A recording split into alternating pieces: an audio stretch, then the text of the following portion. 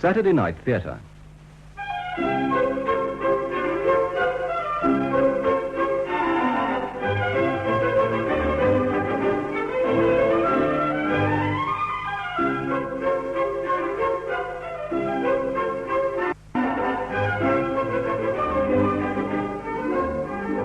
We present Dennis Price in Kind Hearts and Coronets, a radio version of the Ealing Studios film which was based on a novel by Roy Horniman.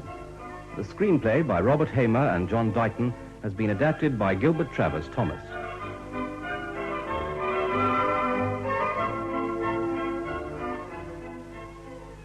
Kind hearts are more than coronets, and simple faith than Norman blood.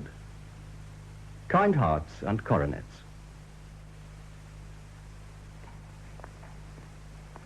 The sentence of the law passed upon Louis D'Ascoyne Mazzini, Duke of Chalfont, found guilty of murder, will be carried into execution at 8 a.m. tomorrow. A duke, eh? Wow.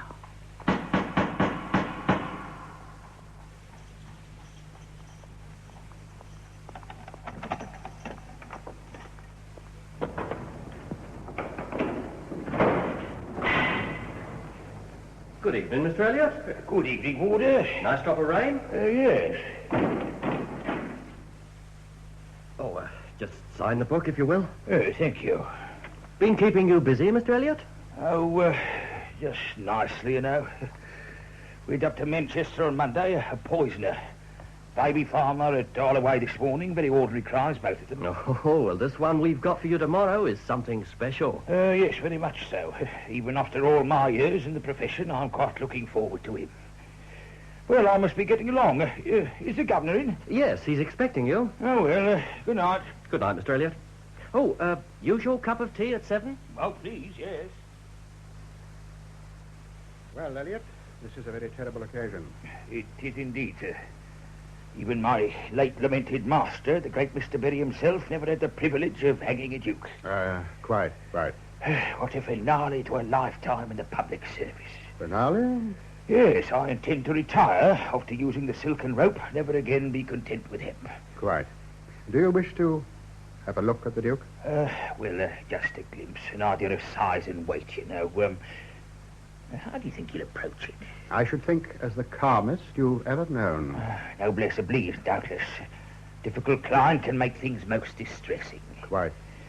Oh, I almost forgot, you must forgive my ignorance, but when I meet the Duke in the morning, what is the correct form of address, your lordship? Your Grace. Your Grace? Thank you. Good morning, Your Grace. Good morning, Your Grace. Good morning, Your Grace. Good evening, Your Grace. Good evening, Colonel. Will you have a glass of wine? Thank you, no. I called to inquire whether you had any special wishes for breakfast. Oh, just coffee and a slice of toast, thank you. Oh, and perhaps a few grapes. Grapes. I hate to disappoint the newspaper reading public, but it'll be too early for the conventional hearty breakfast. The appointment is at 8, is it not? At 8. Yes. If I may venture to say so, I'm amazed at your calmness. Dr. Johnson was, as always, right when he observed, depend upon it, sir, when a man knows that he's going to be hanged in a few hours, it concentrates his mind wonderfully. Yes. If there's nothing further I can do for you... Oh, nothing, thank you, Colonel. Unless... Your Grace? Well, this quill, it scratches abominably as I write. Of course. I'll have another sent down from my office. Thank you. We shall have the opportunity of making our adieus in the morning, I presume? I regret to say yes. Good night, Your Grace. Good night, Colonel.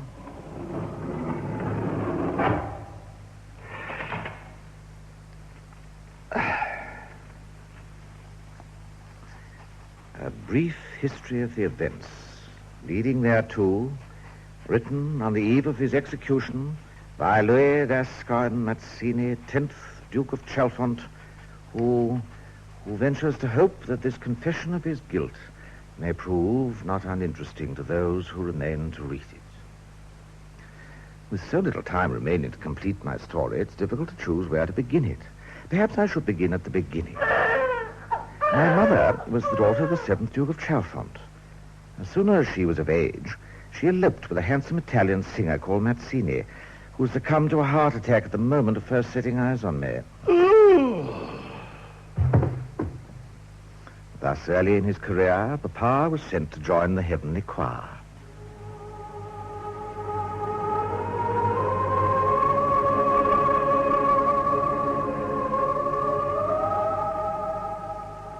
Reduced to penury by my father's death, Mamma swallowed her pride and made an effort of reconciliation with her family. They did not even reply to her letter. So, in order to keep us both alive, she was reduced to the horrible expedient of taking a lodger. And this is the sitting room, Mr. Perkins. Oh. Yes, it's a nice little place you've got here. Well, Mrs. I think we might come to some arrangement. Say, 25 shillings a week. Thus, protected by Mamma's small annuity and the weekly contributions of Mr. Perkins, I passed from infancy to childhood in an atmosphere of family, history, and genealogies until I knew the descent of the House of Chalfont by heart.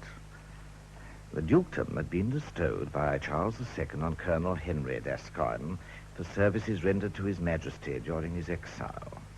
Sire. Later, for services rendered to His Majesty after his restoration by the Duchess. Oh, sire. The title was granted the unique privilege of descending by the female as well as the male line. It was therefore theoretically possible that via Mamma I might inherit the dukedom. Mamma scraped and saved, sent me to the best school she could afford. In view of my present predicament, one little incident there occurs to me as amusing. Lionel Holland, which is the sixth commandment? Come now, surely you know what the sixth commandment is. Someone else then, Sabella. I know, please. Louis Mazzini. All right, tell me. Thou shalt not kill. Quite right, Louis. Thou shalt not kill. No, in those days I never had any trouble with the sixth commandment. As to the seventh, I was hardly of an age to concern myself with it, although I was old enough to be in love. Sabella, for that was her name, and her brother were my only friends, and we grew up together. In their case, Mamma relaxed her objection to my associating with local children. At least their father, Dr. Hallwood, was a professional man. But alas, those carefree school days soon passed, and when I was 17, Mamma decided to have a serious talk with me. Now, Louis, the time has come to think very carefully about your future. Well, it should be quite easy to get a job. Not a job, dear. A career. Now, who do we know who could help us? We don't know anyone, except the family, and they don't know us. The least we can do is to try once more. I shall write to Lord D'Ascoyne. He can surely do something in that bank of his. Oh, bank, Mamma? This is a private bank, Louis, dear. They don't pass money over the counter. The letter was duly dispatched, and this time we did get an answer. Madam, I'm instructed by Lord D'Ascoyne to inform you that he's not aware of your son's existence as a member of the D'Ascoyne family. Signed by his secretary. It's very stupid of him, of them all, not to admit your existence, when one day you might be the Duke of Chalfont. But even potential dukes have to eat.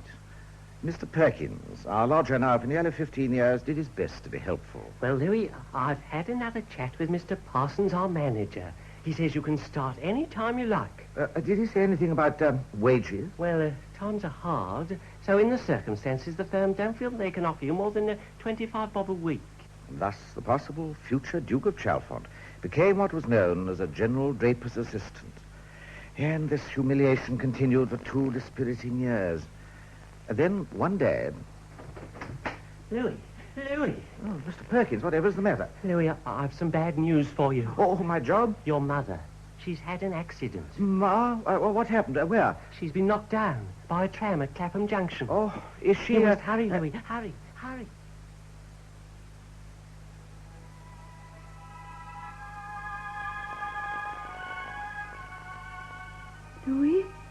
Louis, where are you? I'm here, Mamma. Louis? Yes, Mamma? I should like to be buried at Chalfont in the family vault. You're not going to die, Mamma. Promise me, Louis. Promise. Mamma. Oh, Mamma.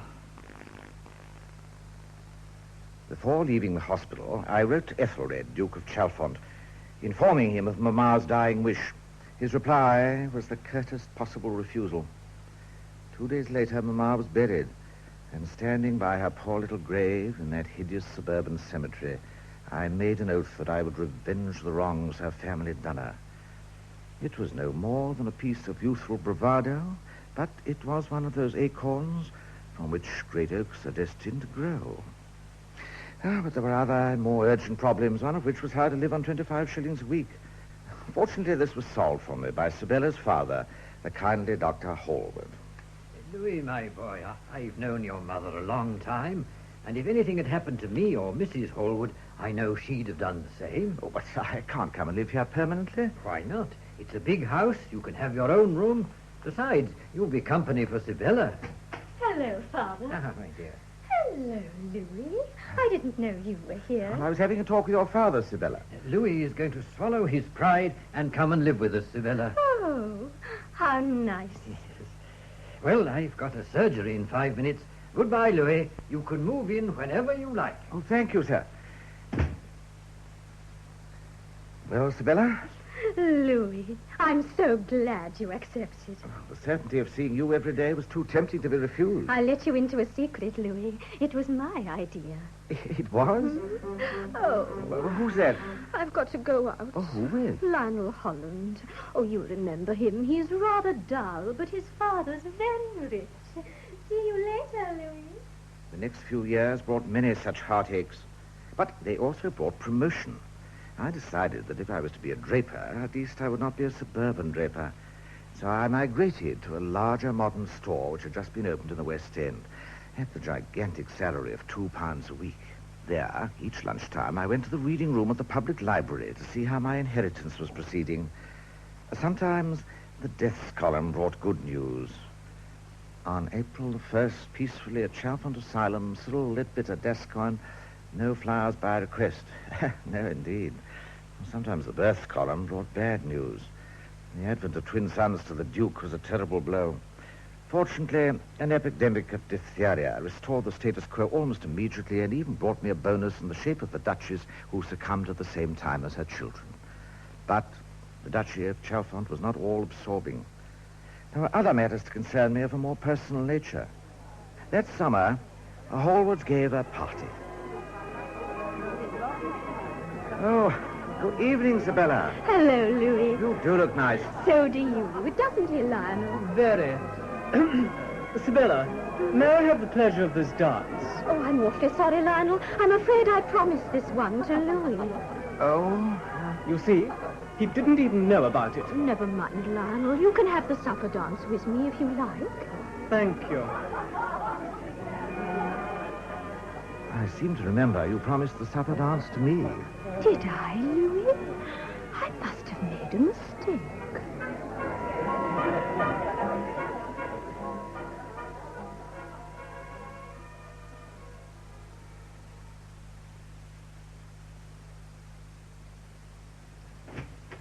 Well, that's the last of them, thank heaven. Oh, what an evening. I thought it was a very nice evening. Oh, it may have been for you. Oh, it's awful being a woman, having to dance with a lot of dull men, laugh at their jokes while they're treading on your feet. I didn't tread on your feet. You're not dull, and your jokes are funny. Thank you. Sibella. Sibella, will you marry me? Louis, of course not. And do get up on your knees like that. You may be half Italian, but even so, you do look silly. Playing stage lover. Oh, I look silly, do I? Yes, very. Do I still look silly? No. Now will you marry me? No. Why not? Because I just said I'd marry Lionel. Oh, come on. Why not? Well, he's a clod. He's not a gentleman. Listen who's talking. Lionel will be very rich one day. I might be a duke one day. Pigs might fly. No, I might. You see, Mamma was the daughter of the 7th Duke. Oh, yes, I know. Well, when you are a duke, you just come and show me your crown, or whatever it's called, and then I feel awfully silly, won't I? Oh, yes, you will. Anyhow, I'm going to marry Lionel, and now I'm going to bed. Good night, Louis. If there was a precise moment at which my insubstantial dreaming took on solid purpose, that was it. The D'Ascoynes had not only wronged my mother, they were the obstacle between me and all that I wanted. There were then some 8 people between me and the dukedom, all seemingly equally out of reach. It is so difficult to make a neat job of killing people with whom one is not on friendly terms. I was almost resigned to its being an impossibility. When one afternoon, at the moment when my thoughts were furthest from the subject, fate took a hand. 2 and 9, 3 shillings. 5 and 5 is 10, and 10 is 20. Thank you very much, madam. Good afternoon. Yes, sir. This young lady would like to see some petticoats. Petticoats? Yes, sir. We have a very nice line. Just come in. Perhaps madame would care to look at this one. Thank you. Is it pure silk? Oh, yes, madam. You like it, Charles? Haven't you got anything more? I'm afraid not, sir. All right. Will a couple do, Priscilla? Thank you, Charles. These London shops are so far behind Paris in this sort of thing. If you've nothing better, these will have to do. Parcel them up quickly and we'll take them with us. Charge them to my account. Yes, sir. What is the name? Mr. D'Ascoyne. At last I was face to face with one of them. This was the son of Lord D'Ascoyne, the banker, whose refusal to help me toward a more dignified career had led to my present ignominious occupation. What right had this arrogant puppy to be standing on the other side of the counter ordering me about? In my excitement and anger, I listened openly to their conversation. I've booked rooms at Crookshanks at Maidenhead. I thought we'd go down late on Friday afternoon and stay till Monday. Are you sure it's safe? It's the most discreet place I know. Oh, you've been there before, then? No, of course not. I mean... Hey, you! Get on with that parcel and never mind what we're talking about. Don't you dare talk to me like that. Do you think I'm interested in your idiotic conversation? If you want to add impertinence to your eavesdropping, we'll soon see about that. Send for the manager. The upshot was that I was dismissed on the spot. I decided to repay him in kind by dismissing him with equal suddenness from this world. His conversation had told me where I could probably find the opportunity to kill him, and Dr. Hallwood's dispensary could, I thought, provide me with the means. Arsenic, laudanum, prussic acid, and what about this? Rat poison, suitable, too difficult to administer. Better stick to a proprietary brand. I think arsenic. With the week's wages I had received in lieu of notice, I invested in suitable apparel for Maidenhead and booked a modest single room at Crookshanks. And that evening, after dinner, I took a stroll through the hotel in search of my quarry and found them having coffee and liqueurs together on the terrace. I decided to take the bull by the horns. Oh, forgive me. Haven't we met before somewhere? I don't think so. Funny. I could have sworn I knew your face. Were you at Monte last year? The year before. Ah, that must be it. Won't you and your companion join me for a drink? Thank you. Not this evening. We're rather tired. Of course. I deprecated their retiring so early, but it was hard to blame them, for weekends like life are short. The next morning, I waited for them to come down, and the next afternoon, but they didn't appear the whole day, nor the morning after. I no longer felt sentimental. The weekend was nearly over, and I could hardly expect Providence to offer me so promising a chance again. When finally they did appear and made their way to the hotel boathouse, I was in a state of desperation. We'll take the punt. Very good, sir. Let's have some more cushions and an awning. Yes, sir. Ready, darling.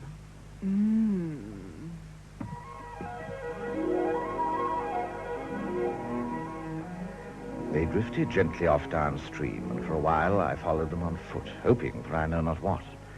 I had the poison with me, but they hadn't even taken a picnic basket. It was possible, however, that they might stop somewhere for refreshment. They did stop shortly afterwards, but not for refreshment. And judging by past experience, they would be there for hours. I decided to hire a boat myself. I shouldn't take her down there if I were you, sir. Oh, why not? Well, they open the weir gates at 2 o'clock. Oh, is that dangerous? Oh, yeah. There's been 1 or 2 nasty accidents. People getting carried over the weir. Really? Ah. You'll see a notice further down telling folks to moor secure. Do you get any warning? Oh, They haul up a red flag and sound a neuter. Thanks. I'll be careful. The rest followed automatically. I found the punt moored under some overhanging branches further up the reach. I tied up my canoe by the bank about 30 yards upstream and, pulling off my clothes, slipped over the side into the water. Fortunately, I'd learned to swim at the Clapham municipal bars, though I'd never had occasion to try it underwater. I decided to make for a point about 5 yards or so away from them, as I'd no wish to surface under their noses, though, judging by their rapt attention to each other, I doubted they would notice me even if I had. Darling. My positioning was perfect, and it took me but a second to untie the clumsy granny knot by which Mr. D'Ascoyne had secured the punt to its pole. It was beautifully timed.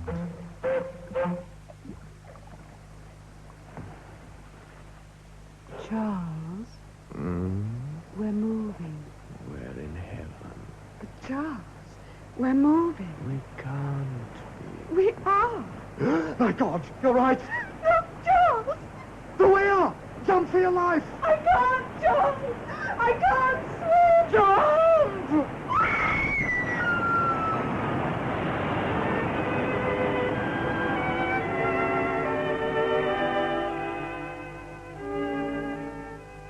I was sorry for the girl, but found some relief in the reflection that she had presumably during the weekend already undergone a fate worse than death. I then conceived a brilliant idea. I would write a carefully phrased letter of condolence to old D'Ascoyne. There would be an agreeable feeling of revenge for his cruelty to Mamma. And further, it didn't fail to occur to me that there was at the moment a vacancy in the banking house. Lord D'Ascoyne duly rose to the bait. Lord D'Ascoyne will see you now, Mr. Mazzini. Thank you. Mr. Mazzini, sir.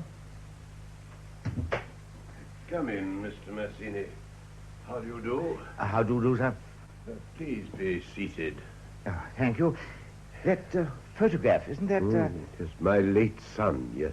A great loss. He was young and foolish, but I believe had he been spared until his maturity, It was my consciousness of that which led me to presume to tender you my sympathy. I am glad that you did so. A loss so tragic serves to put lesser matters in their proper perspective. If I remember, Mr. Mazzini, some years ago I received a communication from your mother. My late mother? Oh, yes. It was, I believe, in connection with your career. Hello, Louis. You look very pleased with yourself. Oh, so do you, Isabella. I have news. And so have I. Oh, what is it? No, yours first. Lionel and I have fixed a date for our wedding in 2 months' time. Oh, my congratulations. No, I should congratulate him. I compliment you. Now, your news. Oh, nothing so exciting as yours. I went today to see Lord D'Ascoyne, my cousin, you know. He has a private banking house in the city. He offered me employment at once at £5 a week with excellent prospects of promotion. Louis, I'm so glad for you. Louis, do you remember? What? Once in this room after my party. I kissed you? Yes. And you were horrible to me? Yes, I made fun about you being related to the D'Ascoynes.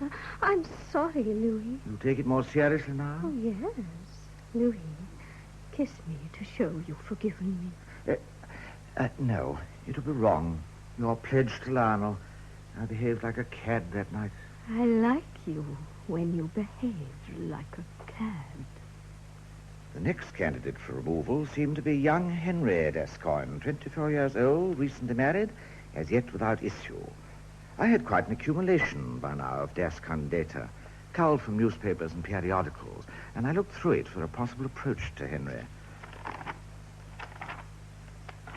I soon found one.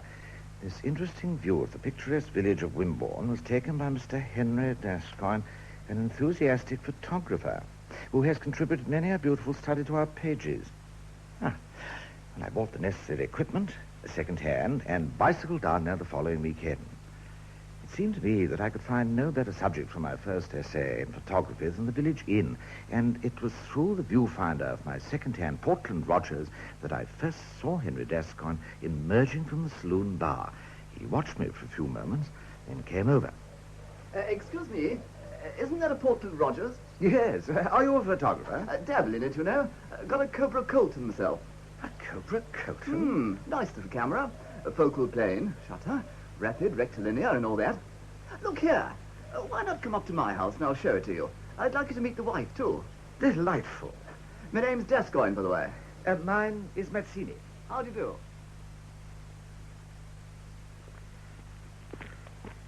You don't do your developing and so on in the house, then? No. I've got one of the potting sheds fixed up as a dark room.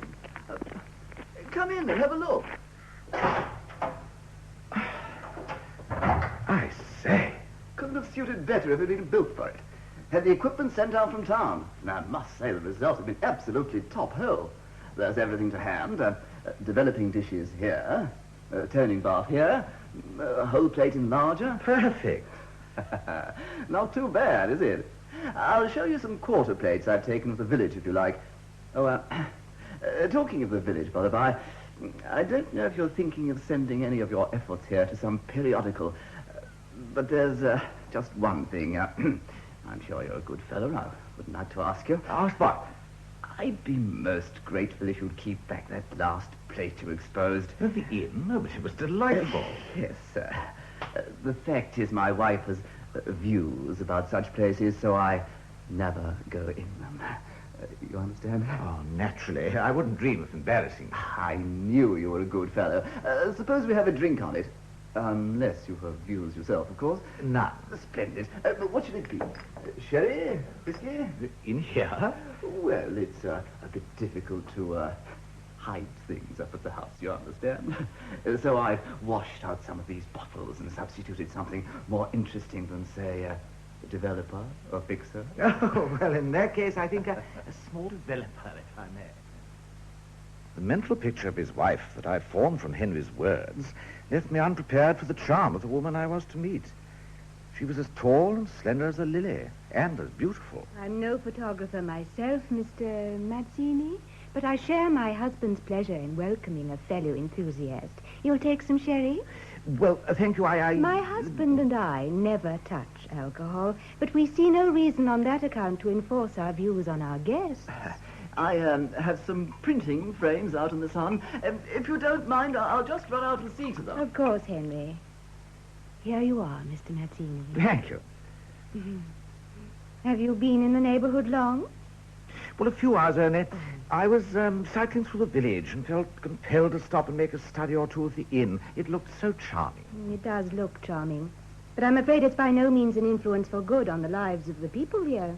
Mrs. D'Ascoyne was beautiful, but what a prig she was. I wondered how to ingratiate myself with her, and decided to attack her on our own ground with our own weapons. I'm afraid we can offer you only a simple luncheon, Mr. Mazzini, but if you would care to stay, we should be pleased to welcome you at our table. You are most kind, but I feel I should not intrude. Oh, it is no intrusion. I'm afraid it is. May I explain? Please do. It was only when your husband told me his name that I realized that I'd come by chance into the most embarrassing situation. Oh? My mother was a member of the D'Ascoyne family. She married as they thought beneath her, and from that day they refused to recognize her or my existence. I feel, therefore, that although in the circumstances you might hesitate to say so to my face, you and your husband will prefer not to receive me at your table. Perhaps you'll be good enough to explain matters to your husband for me. I shall naturally leave the neighborhood at once. Mr. Mazzini, please sit down. Oh, well... You have exhibited the most delicate feelings. I know nothing of the history to which you refer, but I have often felt that the attitude of my husband's family has failed to move with the times, that they think too much of the rights of the nobility and too little of its duties. The very honesty of your behavior would appear to me to prove them wrong. Was Lord Tennyson far from the mark when he wrote, "Kind hearts are more than coronets, and simple faith than Norman blood"? I hope you will stay to luncheon. Oh, in that case, I shall be delighted and honored. My impersonation of a man of striking character was such a resounding success that Mrs. D'Ascoyne invited me to spend the following Saturday to Monday with them. On the following Friday, I left London in the middle of the night and reached Henry's house just before dawn. Well, it took a mere 5 minutes to get into the potting shed and substitute petrol for paraffin in the darkroom lamp. Then I repaired to a meadow, took a few hours' sleep while awaiting the hour at which I could reasonably arrive at the house. Come in, my dear chap. How nice of you to come so early. Oh, not too early, I hope? Of course not. Did you bring that new lens with you? I did indeed. Splendid. Now, we don't want to waste a minute. And Mrs. D'Ascoyne? Oh, Edith will be down presently. But the day dragged by in an agony of suspense for me. Henry took photograph after photograph, but seemed to have no urge whatever to follow it up with a visit to the darkroom. I began to fear he'd suddenly taken the pledge. This is the last one. Still? Like this? Hold it. That's perfect. There. I think that'll do. Look, Edith, if you don't mind, I'll just go and develop these before tea. Yes, dear. Care to come, Mr. Mazzini? I would indeed, but I have a slight headache. The sun, I think, and I'm afraid the chemicals wouldn't improve it. Mr. Mazzini and I will have tea under the tulip tree. I've always found that most beneficial for a headache.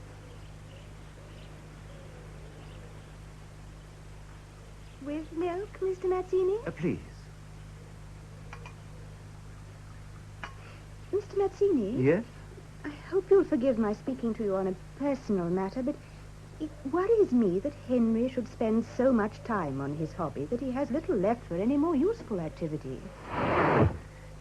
He has never shown any wish for a career in politics? None. Nor any other ambitions? One only, to win a prize at the Salon of Photography in Brussels. Can you smell something burning, Mr. Mazzini?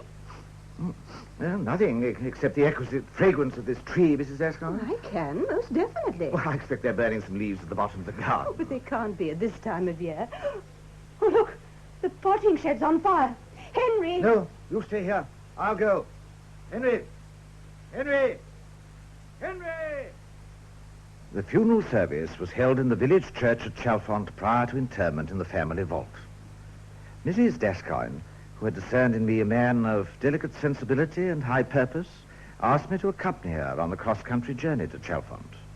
To everything there is a season, and a time to every purpose under the heaven. A time to be born, and a time to die. The occasion was interesting, in that it provided me with my first sight of the D'Ascoynes en masse. Interesting, but somewhat depressing, for it emphasized how far I'd yet to travel. There was the Duke, Ethelred, whose wife and twin sons had fortunately died of diphtheria. There was my employer, Lord Ascoyne D'Ascoyne. The service element consisted of Admiral Lord Horatio D'Ascoyne and General Lord Rufus D'Ascoyne. Next to him was Lady Agatha D'Ascoyne. Rufus! Oh, sorry. And in the pulpit, talking interminable nonsense, the Reverend Lord Henry D'Ascoyne. And it is no exaggeration to say that the life cut short was one rich in achievement and promise of service to humanity. Amen.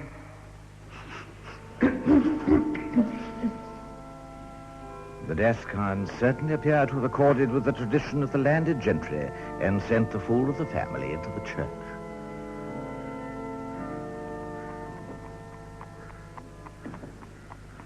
Ah, here's a carriage. Well, goodbye, Edith, my dear. Goodbye, Uncle Ethelred. No fretting now. After all, one thing to be said, we all have to come to it. Great thing in our family vault like ours. Constant reminder of one's heritage. Now, take this newfangled cremation nonsense. Who wants to see his nearest and dearest put in an incinerator? I think, sir, Mrs. D'Ascoyne should leave. The wind is turning cold. As Mrs. D'Ascoyne thinks best. Glad we had Cousin Henry to take the service. Boring old ass, but he keeps the thing in a family.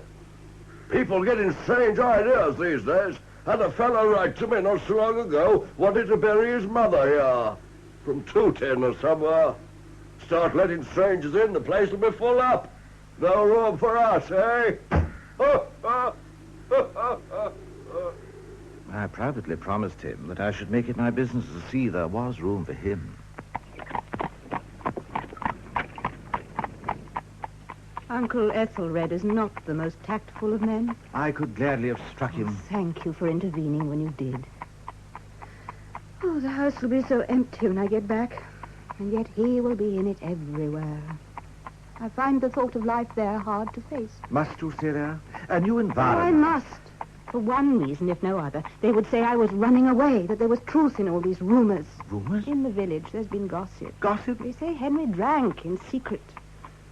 They even say that was the cause of the accident. Oh, I'm sure that Henry would never have professed one thing and practiced another. I, too, am sure. Otherwise, I think I could not survive. We have a long way to go. Try to sleep a little. Sleep does not come easily. Please try.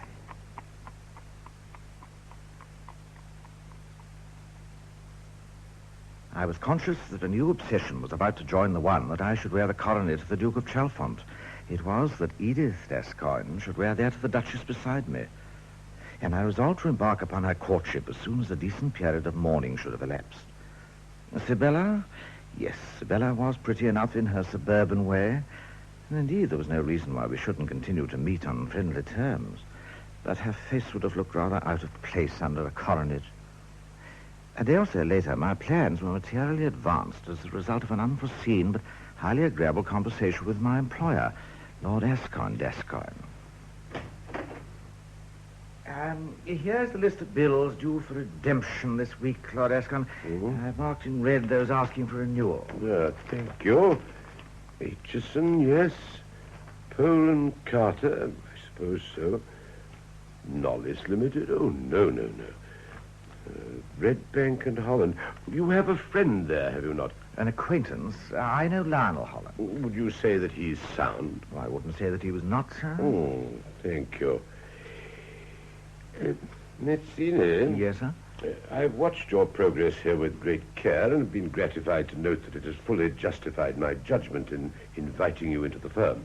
In view of that, and in order that you may be able to adopt a style of living befitting a member of the D'Ascoyne family, I have decided to appoint you my private secretary at a salary of £500 per annum. I left the Hallwoods house and took a bachelor apartment in St. James's. Clapham no longer held Sibella's presence to compensate me for the tedious journey between the suburbs and the city. Anyhow, it was vastly more convenient for her to visit me in my new surroundings. Now, let me have a look at the beautiful Mrs. Holland. No, I think I prefer Miss Hallwood. So do I.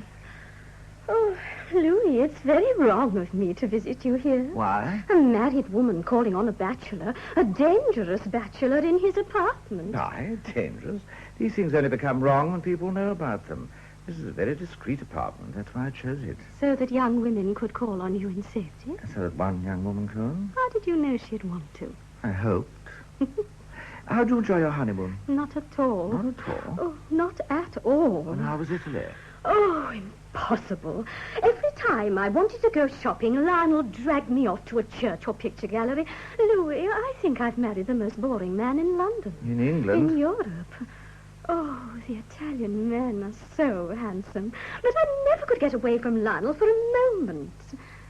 But I was forgetting. You're Italian. How?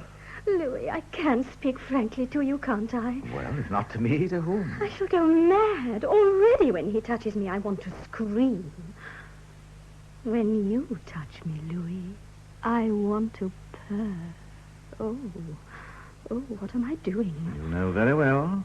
You're playing with fire. At least it warms me. I must go. Lionel is dining at home tonight. And where is Lionel dining tomorrow night? With some business acquaintances. And where are you dining tomorrow night? Here? Here. Goodbye, Louis. Poor little imprisoned bird. Well, she was welcome to come and flutter her wings with me. I could think of many more disagreeable ways of killing time, pending the arrival of the moment when the conventional decencies would permit me to make my declaration to Edith. As to the other undertaking, I had not forgotten or forgiven the boredom of the sermon at young Henry's funeral, and I decided to promote the Reverend Lord Henry D'Ascoyne to next place on the list. I therefore assumed the garb and character of a colonial bishop, spending his vacation making a collection of brass rubbings from country churches. Good evening, my lord. Good evening, my lord. Good evening.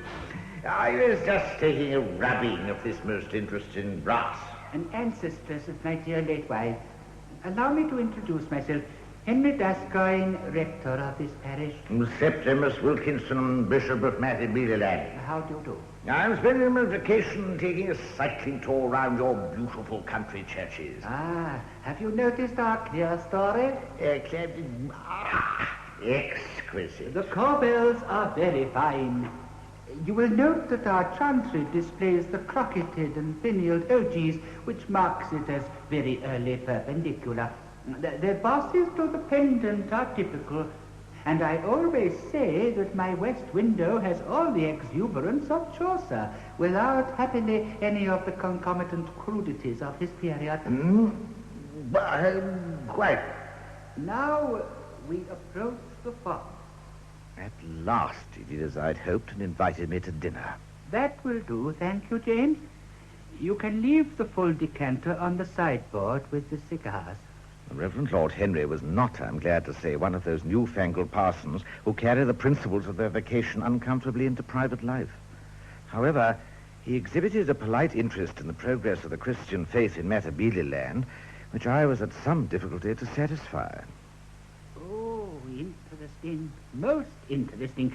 Do go on, my lord. Well, actually, the SPCK provided us with a large number of copies of the good book, translated into Matabele, but as none of the natives can read even their own language... You speak Matabele yourself? Not as a native. It would be most interesting to hear a sample of the language. I'm afraid my Matabele is a little rusty. Oh, come, my lord. Daniel cast into the lion's den, for example. Excalibur, Daniel, Jampora, Bishbawe, Boo. Oh, good gracious. If Daniel had been able to speak to the lions in that vein, assuredly his deliverance would have been as complete as that effected by his heavenly Father. Well, that was a colloquial rendering, of course. Most interesting. My lord, the port is with you. Oh, thank you. How did you find the wine? Admirable. Rathbone 69. Oh. No finer year, in my view. My doctor, though, is of a different opinion. And what does he favor? Total abstinence, I regret to say. Oh, dear me, dear me. Would you care for a cigar? Thank you. Excuse me while I get you one. No, my doctor is continually warning me about the state of my arteries. But I say to him, what possible harm can there be in one glass of an evening? Or even two. What harm indeed? You do not condemn me, then? Not in the least. My lord, I think you will find this cigar as admirable in its way as the Rathbone 69. Thank you. If I may say so, without disrespect to my superiors, your visit has brought me something which I could not expect from any churchman in this country. It had indeed.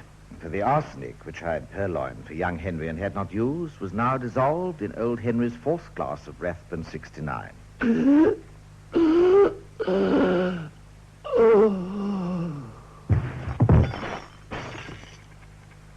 I surmised, correctly as it proved, that Lord Henry's doctor would assume that he had succumbed to a surfeit of port and would politely ascribe death to a heart attack. On my return to London, I decided to proceed methodically with the elimination of the remaining minor obstacles. Lady Agatha D'Ascoyne was a pioneer in the campaign for women's suffrage.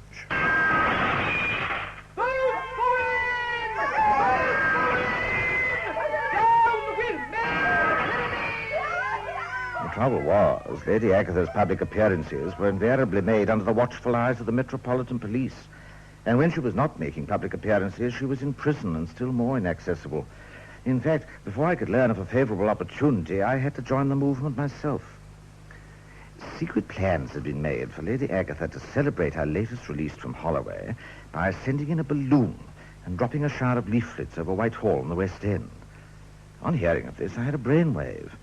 Well, not for nothing had I been an ardent toxopholite in my late teens. Yes, sir? I want a bow and arrow. A bow and arrow, sir? Certainly. certainly, sir.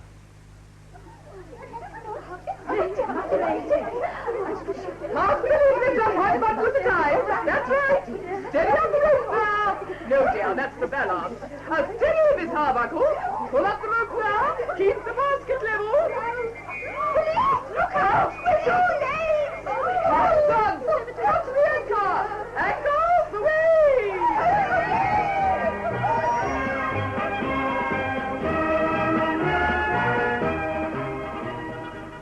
Perfectly composed, I waited by the open window of my apartment. My meteorological calculations proved correct. Borne steadily along on the prevailing southwest wind, Lady Agatha hove in sight. I took careful aim and fired.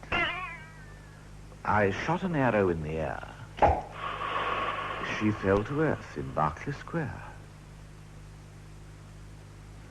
Admiral Lord Horatio D'Ascoyne presented a more difficult problem. He scarcely ever set foot ashore, and I was beginning to feel that this task was beyond even my ingenuity when he was conveniently involved in a naval disaster, which arose from a combination of natural obstinacy and a certain confusion of mind, unfortunate in one of his rank. Full speed ahead. In this fog, sir. Full speed ahead, Captain. Good Admiral D'Ascoyne. Am I in command of this ship or are you, sir? I am, sir. Full speed ahead. Destroyer on the port bow, sir. Bring her to port, Captain. Surely means starboard, sir. Port.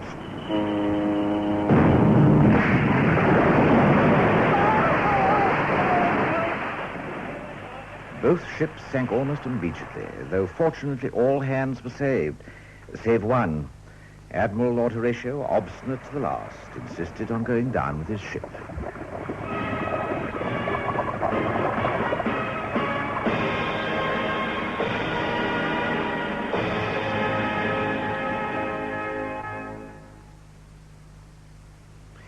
General Lord Rufus D'Ascoyne, on the other hand, who never tired of demonstrating how he had fought the most calamitous campaign of the South African War, was a fairly easy proposition.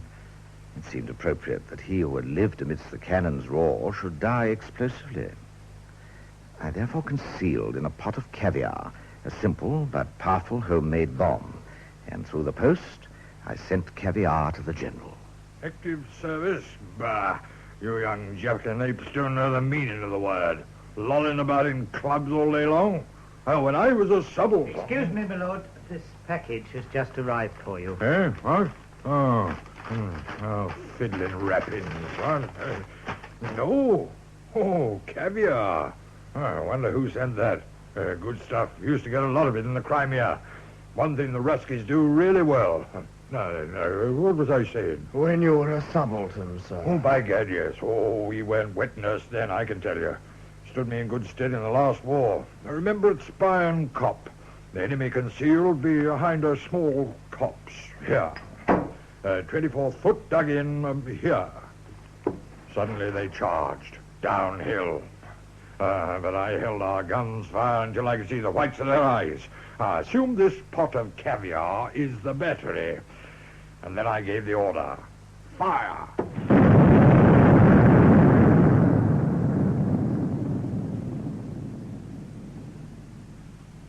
One could almost believe there was a curse on our unfortunate family, Mazzini. Indeed, Lord Ascoyne, one could. I don't know if you realize how close this series of tragedies has brought you to the succession. I had not actually given the matter any thought, sir. Well, then it's time that you did. Do you not realize that you are heir presumptive to the dukedom? That is to say, in the event of the present Duke Ethelred dying without issue, I alone intervene between you and the title. And I am an old man. I've never really recovered from the first of these calamities. You mean that I might become Duke of Chalfont? I mean that you almost certainly will. And in view of that, I feel it would be more fitting that you should cease to be an employee here and become instead my partner. Yes? Mr. Lionel Holland is here to see you, sir. Oh, yes, show him in. Mr. Lionel Holland? Well, Louis, how are you? And to save time, I presume you've called to ask for the renewal of your bill. Yes. The fact is, old boy, we sold short, and The market hasn't dropped as we expected. I feel entitled to point out that we here in this bank regard our function as the encouragement of constructive investment and not the financing of mere gambling transactions. I know, old boy, but it's like this. At the same time, however, we are generally prepared to give a client a second chance. We will renew at 3.5%. 3.5%? Isn't that a bit steep, old boy? It would have delighted me to refuse him. However, a bankrupt Lionel could hardly have continued to support Sibylla in her extravagances, and I had no wish to do so myself. Especially as I judged the time was now ripe to make a move in the matter of Edith D'Ascoyne. Mrs. D'Ascoyne, I'm going to say something presumptuous. Oh? You must order me from your house if you wish. It is this. If you should ever feel that the constant support of a devoted admirer would be of assistance to you, I should be most honored if you would permit me to offer you my hand in marriage. Mr. Mazzini, this is a shock. I'm most touched, most grateful, but I could not consider even the possibility of remarrying. Oh, I've spoken too boldly and too soon. Please regard what I've said merely as something to draw upon should you ever feel so inclined. Sibylla was waiting for me when I got back. I was pleased to see her. For while I never admired Edith so much as when I was with Sibylla, I never longed for Sibylla as much as when I was with Edith. Oh, I'm afraid I'm late. Have you been bored? No. I've been looking into the fire and thinking. What about? Oh, how we used to roast chestnuts round the other fire, and what a lot has happened since. Let me get you a glass of wine. Thank you, Louis. The advantage of our association is that we see each other when we want to, and we're not obliged to see each other when we don't want to. We don't see each other as often as I'd like to. You've been away the whole weekend. I had to go. Where? I think you'll find this, my dear, very much to your taste. You haven't answered my question. Oh, to see Mrs. D'Ascoyne, the widow of that cousin of mine who was killed. All your cousins seem to get killed. I really wouldn't be in the least surprised if you'd murdered them all yourself. Oh, clumsy of me. Sorry. Whatever made you say that? Just silliness. Well, if you promise not to tell anyone, I'll let you into my guilty secret. I did murder them all. I've suspected it for a long time. What's she like? Who? Mrs. D'Ascoyne. Oh, she's tall, slender. Beautiful? Yes, I suppose some people would call her beautiful. Would you? I suppose so. I never really thought about it. What would you say if she asked you about me?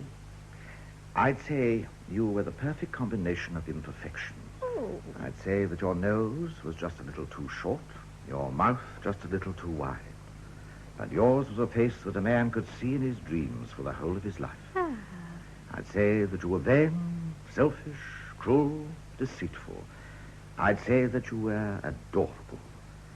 I'd say that you were Sibylla. What a pretty speech. I mean it. Come and say it to me again. Shortly afterwards, my employer had a stroke. There was little that could be done, and the doctor gave him a month at the most to live. I was glad, after all his kindness to me, that I should not have to kill the old man. Soon, the only obstacle between me and my inheritance would be Duke Ethelred himself. I could lay no plan for disposing of him, as the life he led within the great stone walls of Chalfont Castle was a closed book to me. I was gloomily examining the problem for the 100th time as I awaited one day the expected arrival of Sibylla at my apartment. Oh, coming.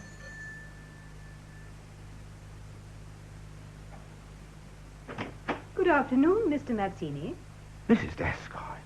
I was passing through St. James's and thought I'd take the opportunity to call on you. Well, was that wise? Discreet, I mean? There are some conventions which must be governed by individual circumstances. Surely it is safe for a woman to visit a man of your reputation. Well, it is of your reputation that I'm thinking. Without being inhospitable, I would be happier if your visit were not a long one. Won't you come in? Thank you. I appreciate the scrupulousness of your motives. I have anyhow only one important matter to speak of. And that is? I have thought a great deal about what you said at our last meeting, and I've tried to think what Henry's wishes would be. I remember he said to me once, "You have too much good in you, Edith, for one man. I sometimes wish that others could have a share of it." I have reconsidered the offer you made to me. Thank you again for it. And accept it gladly. Oh, you robbed me of words. I think, however, we should make no announcement for 3 months at least. As you think best. Do you not think, though, that perhaps Uncle Ethelred, as head of the family, should be told at once? Perhaps so. Yes, I'll write to him. Goodbye, Louis. Goodbye, Edith. You leave behind you the happiest man in London. This was not a piece of news that I was looking forward to breaking to Sibylla. She had no rights in the matter, but women have a disconcerting ability to make scenes out of nothing, prove themselves injured when they themselves are at fault. A day or so later, I received a letter from Lionel. He requested an interview with me at his house on a matter of some delicacy. I was somewhat perturbed, for 9 times out of 10, what is referred to as a matter of some delicacy is, in point of fact, one of extreme indelicacy. 2 days later, therefore, I made the tedious journey to Bayswater. It was typical of Lionel that he should live on the wrong side of the park. Always admired the sporting way in which you took Sibylla marrying me and not you. So I thought, as you'd been keen on Sibylla at one time, and you and I are old friends, I'd ask you to help me. Help you? I told you some time back, business hasn't been going too well. Since then, it's gone worse. I'm bankrupt. So I said to myself, why not talk to my old pal Louis Mazzini, who used to have such jolly times with round the old nursery fire, roasting chestnuts. I'm afraid your memory is deceiving you. By no stretch of imagination could you and I be described as ever having been pals. Always thought of you as a pal. Always have done. Well, that's why I said to myself... It's only fair to warn you that any further expensive breath on this subject will be a waste of time. You know what you're doing. Condemning me to death. What do you mean? Only one way out for me. Do away with myself. If you knew how absurd these histrionics sound. I'm insured. At least the little woman will be provided for. Oh, don't be ridiculous. Oh, Louis, I appeal to you. On my knees, I appeal to you. Not for my sake, but for the sake of the little woman. Please rise from that absurd position. All I can say is, I think you're a cad. A selfish cad. Let me remind you of a little not-so-ancient history. When I was a draper's assistant, and you, a rich father's son, you showed me no kindness. Now our positions are reversed, and you come whining to me for favors. Draper's assistant. That's right. Rotten little counter-jumper, that's all you are. Oh, very high and mighty now, but your mother married an Italian organ grinder. Get up out of that chair. I said get up. Oh! I will not tolerate hearing my mother's name on your coarse lips. So you want to fight? Well, whatever else Lionel Holland is, he's not a coward. Well, there seems no point in prolonging this vulgar brawl, and I refuse to demean myself by fighting with a drunken oaf. No! If you take my advice, you'll pick yourself up. Go and put your head under a cold tap.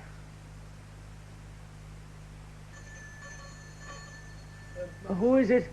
It's me, Sibylla. Oh, well, I'm in the bath. Is it important? Yes. Oh, all right. Just let me get my dressing gown. Oh, Louis. Oh, really, Sibylla. You do choose the most unusual hours to visit a fella. Well, you'd better come in.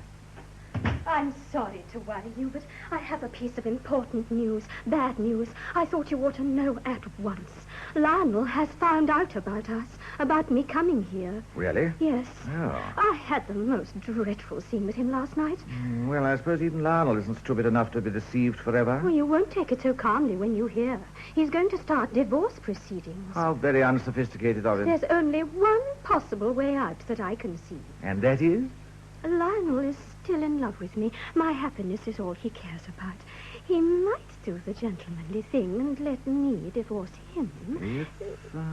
If I were in a position to explain to him that otherwise he would be jeopardizing the social position not only of the future Duke, but also of the future Duchess of Chalfont. I see. You're a clever little thing, Sibylla, but not quite clever enough.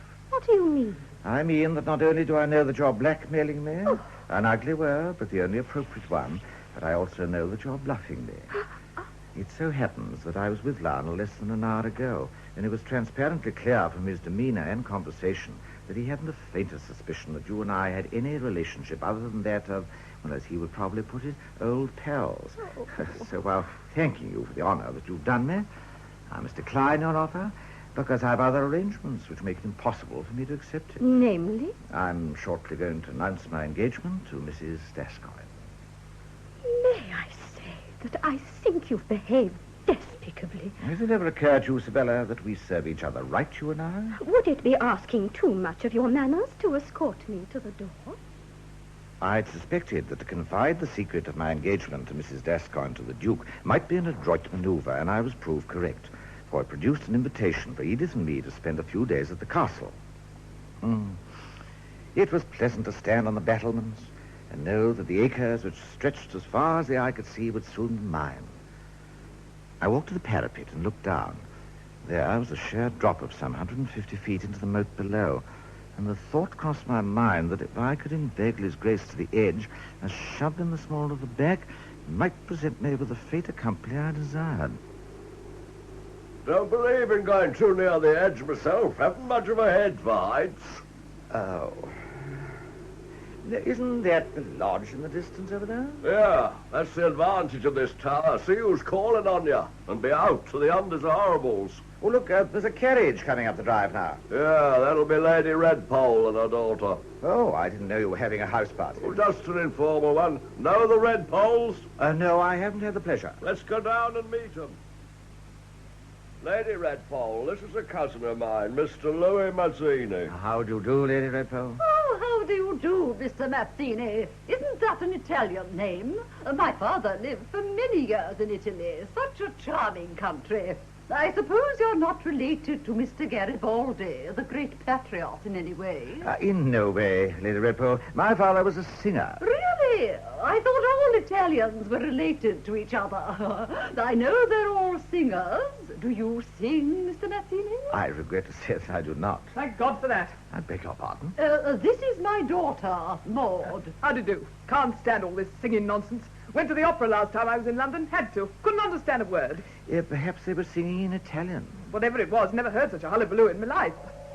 Dinner. Come on, Ethelred. You can take me in. I'm ravenous. Haven't fit for 3 hours. Doesn't do to miss the old ram mash, eh? Lady Redpole, allow me. Oh, thank you, Mr. Mazzini. I always say you Italians are so gallant. I thought if I watched Maud Redpole push another mouthful of food down her throat, I should be sick. But at length, dinner was over, and the ladies withdrew, leaving me alone with Ethelred and the port. Try this. Rathbone 69. What? Rathbone 69. Family favourite, so to speak. Old Henry was inordinately fond of it. So I believe. Oh, they say young Henry drank too, you know. Oh, surely not. Wouldn't say anything to his wife, of course. Ah, beautiful woman, Edith. Ah, you're a lucky fella, Mazzini. I never cease to be conscious of that. Suppose I ought to call you Louis now that you're one of the family. Have a nut. Thank you. What do you think of Maud? A charming girl, though perhaps at the times our conversation is a little lacking in sparkle. Most boring woman I've ever met. Only got 2 interests in life, her stomach and her horses. Plain, too, but good breeding stock. Yes, good breeding stock, the Redpoles. And they litter a very high proportion of boys. Do I gather you mean that? Spoke to old Lady Redpole this afternoon. Only too glad to get the girl off her hands. My congratulations. Well, duty to the family, really. When does the union take place? Very soon. I'm not growing any younger. Mightn't get a son first time, either. Have another nut. One thing was clear. If I did not succeed in disposing of the Duke during this present visit to the castle, I was likely to see the ruin of my whole campaign.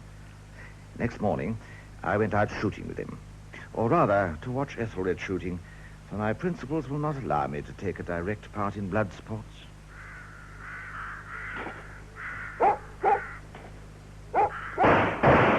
Left and a right, by gad. What do you think of that, Louis? Remarkable. Morning, Your Grace. Been round the traps this morning, Hoskins? Not yet, Your Grace. Oh, don't go that way, sir. Oh, why? Got a trap set there, sir. Oh, good heavens, so you have. Yes, I shouldn't like to get caught in that. What's it for? Been losing so much game lately. Had to start setting the man traps again. Place is stiff with poachers. You ever catch any this way? Caught one yesterday. What do you do with them? Charge them? No. Hoskins thrashes them, lets them go. They don't poach on my land again, I can tell you. All right, Hoskins, keep moving the traps around or the blighters will tell each other where they are. Yes, Your Grace. Oh, getting on for lunchtime. Shall we go back? Well, by all means. I thought man traps were illegal. They are. What happens if one of the poachers tells the police? Comes up before the bench for poaching and gets 6 months in jail. If he keeps his mouth shut, he just gets a hide-in. Or a few days in bed with a lacerated leg. Which would you choose? Ah, I see what you mean. Only way to deal with these ruffians, I'll show you. Lost something? My cigarette case. I must have dropped it back there when we were talking to Hoskins. You go on. I'll catch you up. Can you manage that thing by yourself, Hoskins? Yes, thank you, sir. Where are you putting it? By this here elm tree, sir. I've got a notion these ruffians come up the gully here. Are you looking for anything, sir? No, it's all right. I thought I'd lost my cigarette case. Find it? Yes, thanks. I might have another walk around this afternoon if you feel like it. Oh, that would be most pleasant. So after luncheon, we went out to massacre a few more unfortunate birds. Blasted birds! They seemed to get up rather quickly, didn't they? What do you mean? What? What is it? Over there. Huh? I thought I heard something. Someone moving through the bracken. Another poaching ruffian! Come on! By the gully. Blown if I can see anything. Well, he may be lying doggo. But try a bit further to your left. Oh. Yes, by the tree. It certainly came from there. Come out of it, you confounded ruffian! Oh, blast it! What happened? One of these blasted traps. Hoskins must have moved them round. Oh, Louis! Get me out of this! Hurry up, man! Be quiet, Ethelred. I want to talk to you for a minute. What's the matter? Don't point that gun at me, man. Have you gone mad? No, but if you make so much noise, I shall blow your head off. By the time anyone has heard the shot, I shall be running back toward the castle, shouting for help. I shall say that you stepped on the trap, and your gun went off accidentally as it fell. You're off your head! Be quiet. To spare you as much pain as possible, I'll be brief. When I've finished, I shall kill you. You'll be the 6th D'Ascoyne that I've killed. You want to know why? In return for what the D'Ascoynes did to my mother, you yourself refused to grant her dying wish, which was to be buried at Chalfont. And when I saw her poor little coffin slide underground, saw her exiled in death as she had been in life, I swore to have my revenge on your intolerable pride. That revenge I am just about to complete. It's clear that you're insane. Give me that gun at once. No. From here, I think the wound should look consistent with the story I shall tell. No!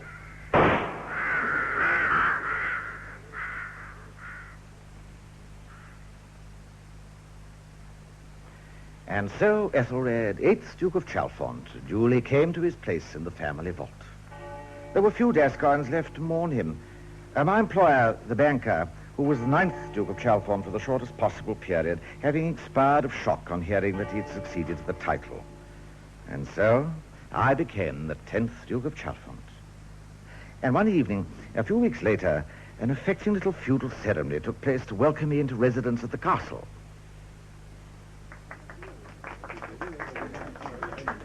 And I promise you that my first consideration, and that of Mrs. D'Ascoyne, who has done me the honor to consent to be my wife, will be the welfare of the estate and of the people who live on it. God bless you all. Well, Hoskins, I think everything went off quite satisfactorily. Thank you, Your Grace. Oh, there is one thing, Your Grace. Oh, yes? Some of the older tenants on the Chalfont estates are waiting to meet Your Grace in the Great Hall. Oh, of course. This is customary, I believe. Yes, Your Grace. Well, you'd better come with me, Hoskins, and tell me who they all are. Certainly, Your Grace.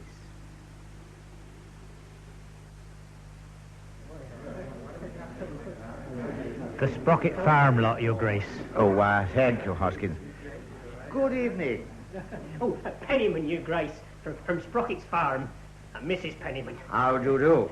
My son, Tom. Oh, do you work at Sprocket's Farm, Tom? Yes, Your Grace. Oh, he's a good lad, Your Grace. Mr. Wyville, Your Grace, chief herdsman at Sprocket's Farm. I've heard of you, Mr. Wyville. Thank you, Your Grace. Mr. Burgoyne. From Sprocket's Farm? No, Your Grace. From Scotland Yard.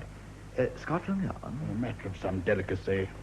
You are, I take it, His Grace the Duke of Chalfont? I am. I am Detective Inspector Burgoyne of the Criminal Investigation Department, and I hold a warrant for your arrest on the charge of murder. Murder? Of murdering Mr. Lionel Holland. Murdering whom? Mr. Lionel Holland, at number 242 Connaught Square, Bayswater, on the 17th of October last. Utterly bewildered, I tried to fathom what series of events could conceivably have led to this not very amusing irony. I could only suppose that Lionel had actually carried out that drunken threat of suicide. But how then had the blame fallen on me? Time alone and the trial would reveal the answer. Seeing no reason to forego any of the available privileges of my rank, I exercised my right to be tried before the House of Lords.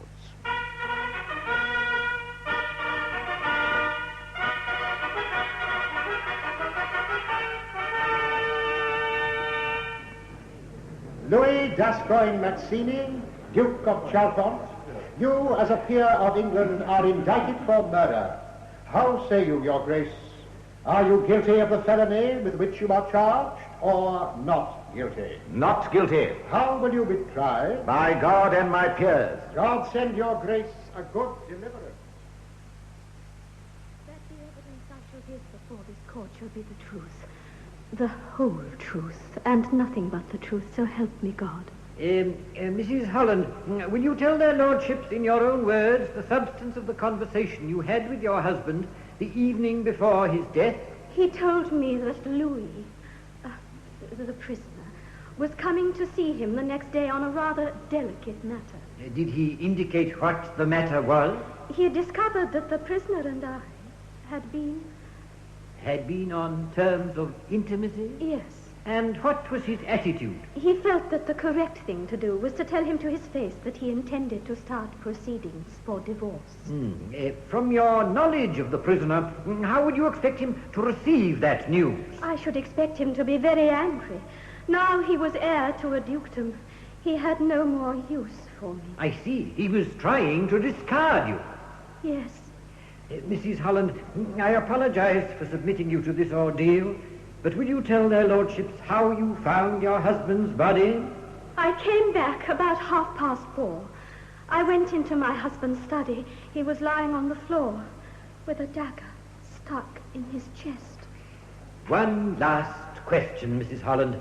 Had your husband ever at any time threatened suicide? Never. Thank you, Mrs. Holland. My client craved their lordship's permission to cross-examine the witness himself. Their lordships grant their permission. Thank you. Mrs. Holland, you understand the meaning of being on oath? Of course. You realize that a life may depend upon the truthfulness of your evidence. Yes. I put it to you that your story of your conversation with your husband on the night before his death is a complete fabrication. It is not. I put it to you that your husband committed suicide. He would never have done that without leaving a message for me. Can you swear that he did not? The police searched the room very thoroughly. They didn't find anything. I suggest that your evidence is a tissue of lies dictated by motives of revenge. It is not. Oh, it is not. I presume that the prisoner has some purpose in these submissions other than that of distressing the witness. My purpose, my lord, is to determine the truth. Well, that, Your Grace, is the whole purpose of this assembly. Shall be the truth, the whole truth, and nothing but the truth, so help me God. You are Edith D'Ascoyne Mazzini, Duchess of Chalfont? I am. When and where did you become the wife of the accused? Yesterday morning, in Pentonville Prison. I wanted to publish irrevocably before the whole world my faith in his innocence. I wanted to show by my marriage that though he was led astray, as I believe, by that innate kindliness and courtesy of his, which made it so hard for him to rebuff the advances of a woman, I nevertheless regard him as a man to whom I can happily entrust the remainder of my life. My late husband and other members of the D'Ascoyne family, unfortunately unable to testify today, would, I know, have echoed every word that I have said. Thank you, Your Grace. Does counsel for the prosecution wish to cross-examine the witness? No, my lord. The witness may stand down. Court is adjourned for 1 hour.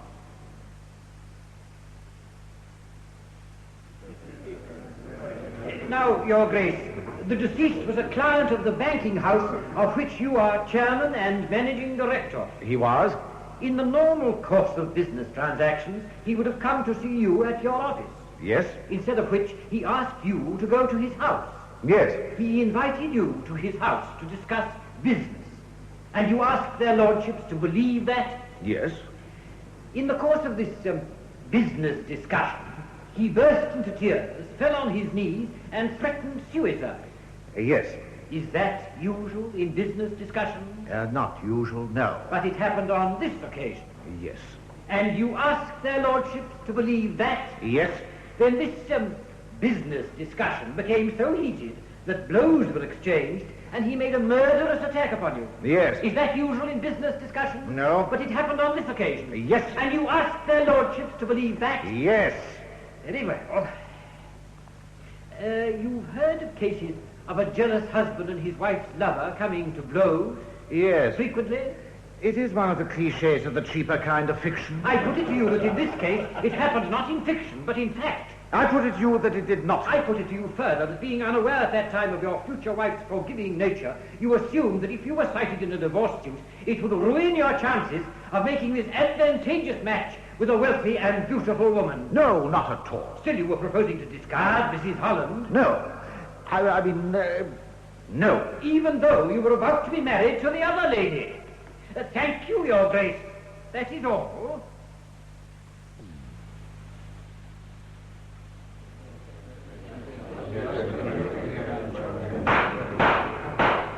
My lords, having justly considered your verdict, the question for your lordships is this.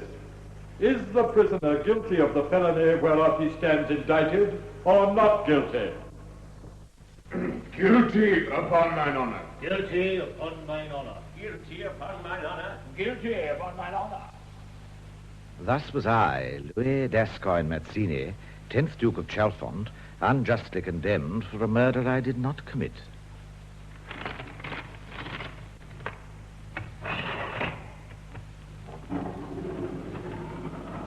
You have a visitor, Your Grace. My wife? No, Your Grace. Mrs. Holland. Louis. Sibylla. Louis, I was thinking, that question you asked at the trial about Lionel leaving a suicide note, suppose he did. Suppose that one were found even now, this last evening. It would savor of a miracle. Miracles can happen. Miracles could happen. A note might be found. I see. It's strange, isn't it, how things turn out? Now, if you had married me instead of Edith... Oh, you would married me instead of Lionel? He would still be alive. And you wouldn't be going to be hanged tomorrow morning. Unless, of course, you'd murdered somebody else.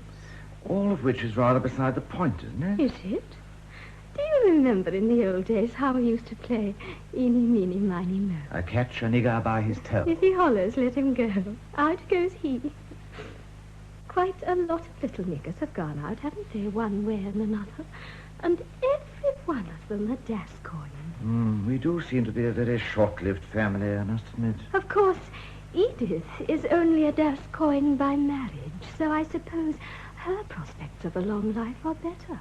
Perhaps. Except for a miracle, like the other one we were talking about. So now we have two miracles in mind, do we? Lionel's note and Edith's early demise. Yes. I wonder if they are in any way dependent on each other. Well, they might be. What do you think? Time's up, Your Grace. What do you think? Poor Edith. I'm afraid all this is going to take years off her life. Do you think so? I'm almost certain of it. Au revoir, Louis. Au revoir, Sibylla. So there it was. She would find the note if I, in return, would murder Edith. What could I do but accept? But the night has gone by and nothing has happened. It is now but a few minutes to 8. Signed under my hand, this 8th day of August 1902, Louis D'Ascoyne Mazzini, Duke of Chalfont.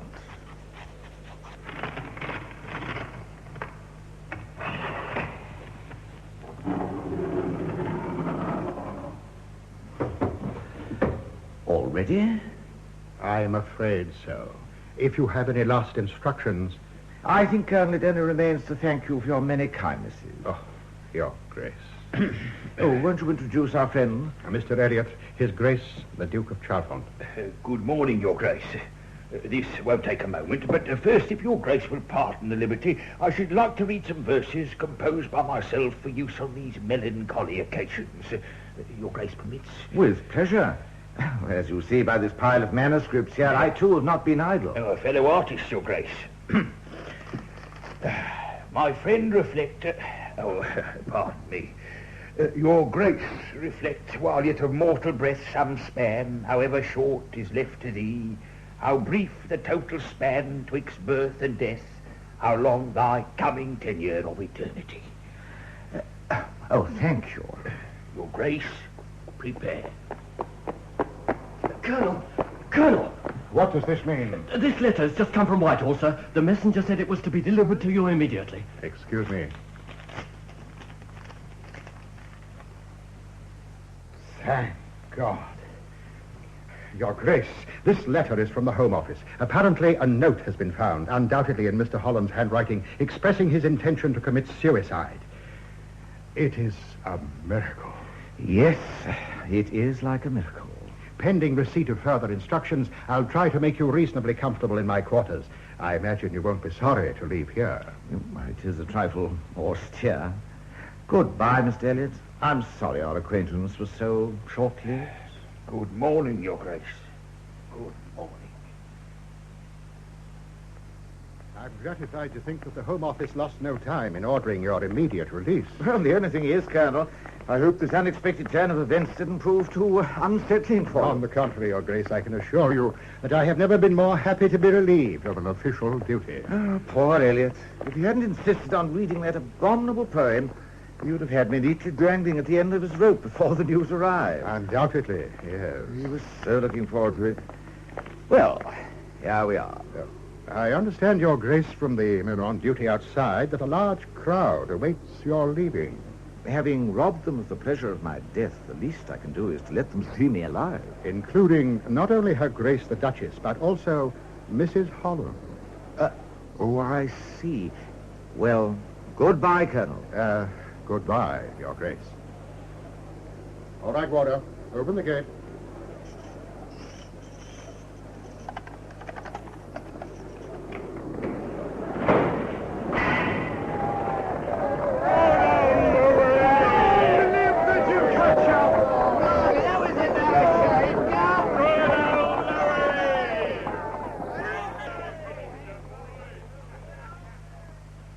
There were two carriages waiting for me outside the gates.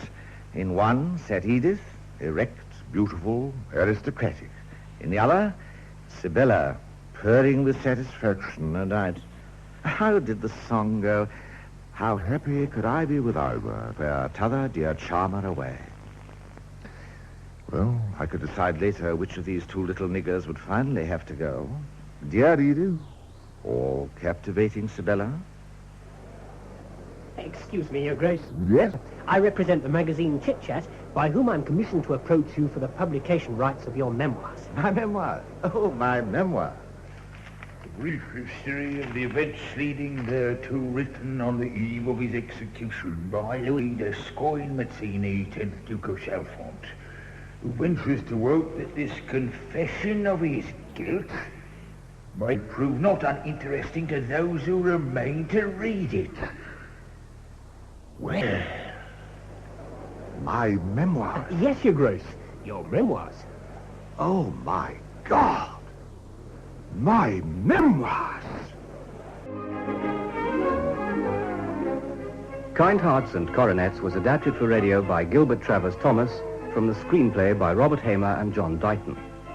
The part of Louis was played by Dennis Price. Sibylla by Jane Wenham. Edith by Diana Olson. Members of the D'Ascoyne family Ethelred, 8th Duke of Chalfont, David March, Lord Ascoyne, Edward Chapman, the Reverend Lord Henry, Wilfred Carter, Admiral Lord Horatio, Hector Ross, General Lord Rufus, Hamlin Benson, Lady Agatha, Margaret Wolfett, Charles, Nigel Graham, and Henry, Fraser Carr. Mr. Elliot was played by Gordon Faith, the prison governor, John Boxer, warder, Leonard Woodrow, Mrs. Mazzini, Eva Stewart, Mr. Perkins, Alan Haynes, Lionel Holland, Gordon Gardner, Priscilla, Rosalind Shanks, Boatman, Timothy Harley, Hoskins, Kenneth McClellan, and Crown Counsel, Noel Howlett. The play, which was recorded, was produced by David H. Godfrey.